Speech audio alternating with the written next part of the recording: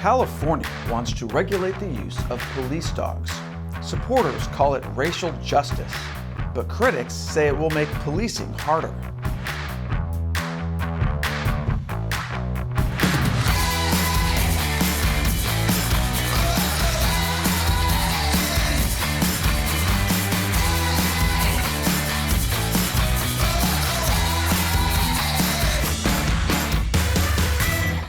Welcome to America Uncovered. I'm Matt Gnezda, filling in for Chris Chappell. For thousands of years, dogs have been man's best friend. They've helped mankind with everything from shepherding to hunting to home defense. Dogs are also great for officially sanctioned America Uncovered mental health breaks whenever this channel covers depressingly dark topics. Just look at these golden retriever puppies. They're all such good boys. Or girls. Dogs can even help with policing. Makes sense. Some of them are really good at solving mysteries. By the way, this is proof police need more training. How are they not able to figure out the ghost is just a guy in a rubber mask? This has happened like 400 times. Why are they always relying on a group of teenagers with a dog? But the use of police dogs isn't without controversy. California is now looking to ban the use of police dogs for arrests and crowd control. Canines do a lot, including officer protection, suspect apprehension, area clearance, security, and detection of narcotics and explosives. But some people question whether canines should really be involved in apprehending suspects. Two of the most common dog species that work as canines are the Belgian Malinois and the German Shepherd. They have really strong jaws that are more than capable of breaking bones. Well, I would hope so. Otherwise, how's this good boy going to be able to enjoy his treat? But that's a problem for a lot of people. Dog bite injuries have ignited concerns about police dogs, especially when they involve the wrong suspect.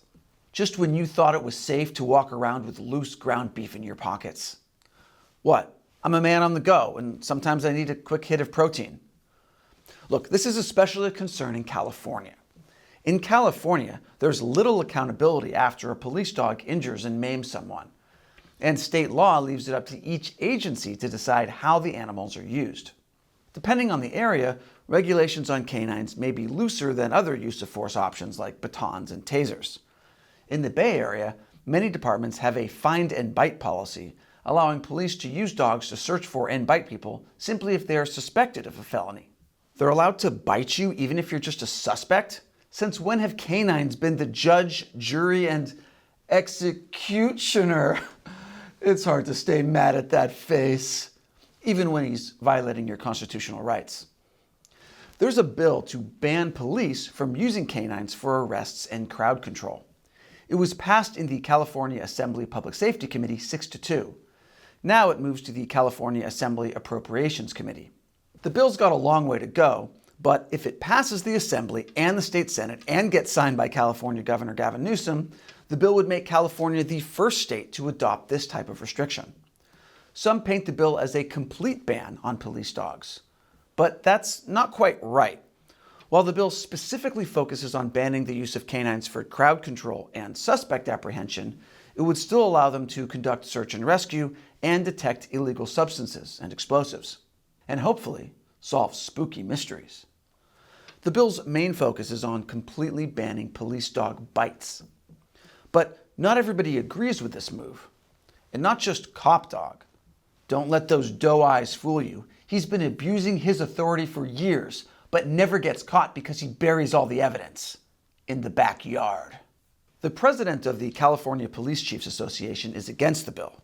He says restricting police from using canines gravely hinders our police officers' safety and ability to reduce the amount of force used in volatile scenarios. Other police officers call it a knee-jerk reaction. The argument goes that law enforcement would have a harder time capturing criminals who flee and hide without canines around. Canines can even get violent people to submit peacefully. Makes sense, because if you see this little cutie coming after you, you're going to want to stop and give him some belly rubs. Charles Meslow, a former canine handler, says you get a lot more suspects surrendering without any incident at all. The same suspect that rips off his shirt and asks for more cops to come to the scene so they can have a battle royale immediately will surrender when the police dogs get there. I've personally seen that 5 or 6 times. Proponents of using canines say that having more police dogs on the streets actually reduces the number of assaults on officers and the number of shootings that involve the police. The mere presence of canines in suspect apprehensions can get people to be more compliant and also save lives that would otherwise be on the receiving end of gunfire. But the argument for restricting canine use is racism. I'll tell you more after the break. Welcome back. Last month, California Assembly members Corey Jackson and Ash Kalera introduced a bill to restrict the use of police dogs. It's called Assembly Bill 742.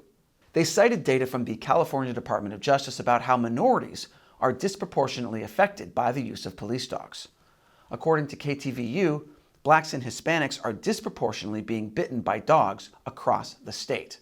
The Marshall Project finds this to be a nationwide problem. This gives people who already don't have a positive view of the police even more reason to distrust them. In fact, many already see the use of police dogs as intrinsically linked to racial suppression. Vice, for example, argues that the police canine is synonymous with race-based violence dating back to Spanish colonialism. I'm shocked dogs would be involved in racial violence. They're literally colorblind. Now, according to an assistant professor at the University of Nevada, episodes of anti-black canine terror are not outliers, but they follow in a long tradition of ritualistic, interspecies violence intended to intimidate, suppress, and marginalize black people. The bill's main sponsor says the bill is driven by a desire to fight against America's racist roots. We have to understand that the use of police canines have been a mainstay in this country's dehumanization and its cruel and violent history. It is an abuse for Black Americans and people of color, and this has been done for centuries. Man, why did racists have to use sweet, innocent dogs? That makes me so sad. I need an America Uncovered mental health break. Oh, that just reminds me of how racist dogs are. Jackson and his bill supporters argue that police dogs have their roots in slave catchers using dogs, and that they have since been used to suppress the civil rights movement, the LA riots, and BLM protests. They say that passing this bill would mark a turning point and build trust between the police and the communities they serve. The bill was co-sponsored by ACLU California Action and the NAACP California-Hawaii State Conference, who hail it as a way to combat institutional racism. I always hear people accuse racists of using dog whistles, but I never realized that they were being literal about it. But is this really a race issue? Some say no. What they're doing at the time that causes us to activate a canine, a taser, carotid artery hold, you name it, it's not color. While some may argue that the police are using dogs to systematically oppress black people, a lot of these cases involve suspects who happen to be black fleeing from the police after committing a crime. For example, the man who got attacked by a police dog in Gainesville, Florida, was taking off and hiding behind bushes after police found a stolen gun in his car. Considering he was hiding in a bush, he's lucky biting was the only thing the dog did to him. And the woman who had her scalp ripped in Brentwood, California, was hiding from the police after stealing $10,000 in merchandise with 2 other collaborators.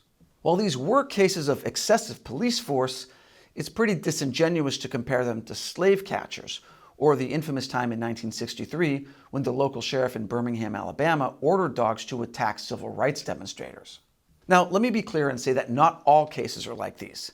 As I've said before, some people who were innocent have gotten hurt by police dogs, and there have been times when police dogs haven't obeyed their handlers. But the question on how to use canines today seems to be more about proper police procedures than about race. Canines can cause a lot of excessive and unwarranted harm if used improperly. But then again, so can guitars. Case in point, the band 311. Now, one example of that excessive harm is an incident reported by the Department of Justice that involved a Louisville police officer who, without warning, let his dog attack a 14-year-old black child who was just lying on the lawn. Some argue that there are already strict standards to prevent the misuse of police dogs.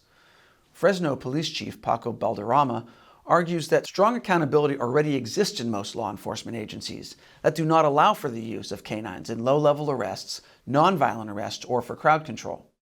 At least with the Fresno Police Department, canines are reserved for dangerous crimes, and police are instructed to first warn a suspect to surrender, which is super reasonable. It's like that old saying, there are no bad dogs, only bad dog owners. Kind of like how there are no bad guitars, only bad white reggae bands. Now, there are a lot of cases that should bring outrage, especially those that involve excessive force against innocent people. But given how there are a lot of legal precedents at the federal level which allow the use of police dogs for suspect apprehensions, California would probably be better off focusing on improving regulations and police discipline to ensure that the public is safe, while also keeping the benefits of having canines around, rather than just a broad ban driven by racial politics. But until then, be careful when carrying ground beef in your pockets. Oh, right. Sorry. So, what do you think of canines? What regulations should there be? Should there be an entire ban on using them for suspect apprehensions? Leave your comments below. And if you like the show, remember, we rely mainly on direct support from viewers like you. All it takes is as little as $1 per episode over on our crowdfunding website, Patreon. Visit patreon.com/AmericaUncovered for more. Click the link below. Once again, I'm Matt Gnezda. Thanks for watching America Uncovered.